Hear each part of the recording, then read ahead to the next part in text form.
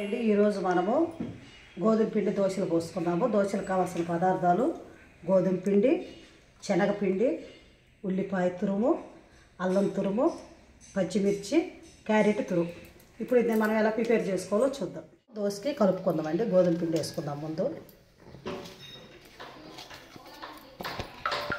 గోధుమ పిండి వేసుకుందామండి. ఇందులో 2 స్పూన్లు శనగపిండి వేసుకుందాం. ఎక్కువ వేయద్దు, 2 స్పూన్లు సరిపోతుంది. అల్లం తురుము 2 స్పూన్లు, 1 కప్పు మనం సన్నగా తురుము పట్టుకున్న ఉల్లిపాయ, ఒక చిన్నవి 4 కట్ చేసుకున్నామండి పచ్చిమిర్చి,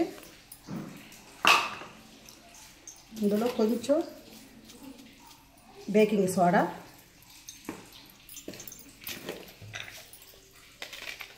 కొంచెం సాల్ట్ రుచికి సరిపడా మనకి ఎంత అవసరమో అంతే వేసుకోవాలి. ఇప్పుడు దీన్ని మంచిగా కలుపుకుందాం. ఇందులో మళ్ళీ వాటర్ వేసుకొని కూడా కలుపుకుందాం. మంచిగా ఇలా కలుపుకున్నాము. ఇప్పుడు దీన్ని మనము దోశలుగా పోసుకుందాం. పెనం పెట్టుకున్నామండి. ఇప్పుడు మనము దోశ పోసుకుందాం. ఇందులో కొంచెం ఆయిల్,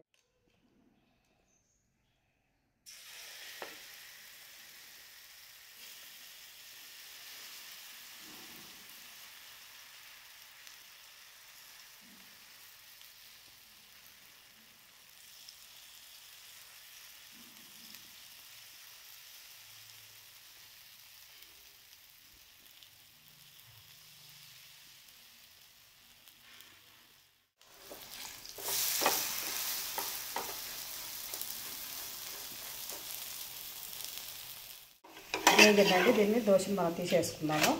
ఇదే విధంగా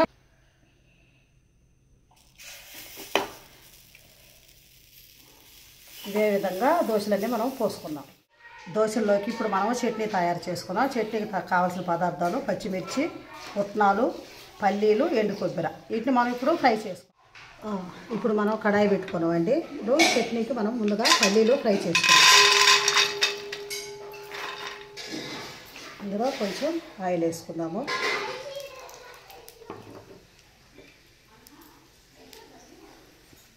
పల్లీలు వేగిరియండి. ఇప్పుడు వీటిని మనం దింపేసుకుందాం. పుట్నాలు కూడా ఫ్రై చేసుకుందాం. ఇప్పుడు పచ్చిమిర్చి కూడా వేసుకుందాం. ఇందులో కొబ్బరి కూడా వేసేసుకున్నాము. ఆయిల్ పోసి వీటిని మంచిగా ఫ్రై చేసుకుందాం. వేగిరియండి. ఇప్పుడు వీటిని మనము దింపేసి మిక్సీ గిన్నెలు వేసుకుందాం అండి. కొంచెం సాల్ట్ వేసుకుందాం. ఇందులో ఉల్లిపాయలు కూడా వేసుకుందాం. ఇందులో సరిపడా వాటర్ కూడా వేసేసుకుందాం. ఇప్పుడు దీన్ని మనం ఇలా మిక్సీ పట్టుకున్నాం. ఇప్పుడు మనం చట్నీ తాలింపు వేసుకుందాం. సరిపడా ఆయిల్ పోసుకుందాము.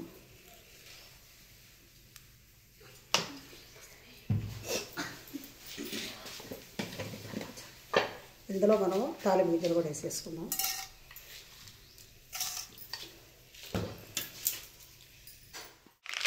తాలింపు వేగిందండి. ఇప్పుడు మనం బంద్ చేసుకుందాం. తాలింపు వేగిందండి. ఇప్పుడు దీన్ని మనము దింపేసుకుందాం. తాలింపుని చట్నీలో వేసేసుకుందాం. ఇలా కలుపుకుందామండి. చట్నీ రెడీ అయిపోయింది. ఎంతో రుచికరమైన గోధుమ దోశలో చట్నీ రెడీ అయిందండి. మీరు కూడా ఒకసారి ట్రై చేసి చూడండి.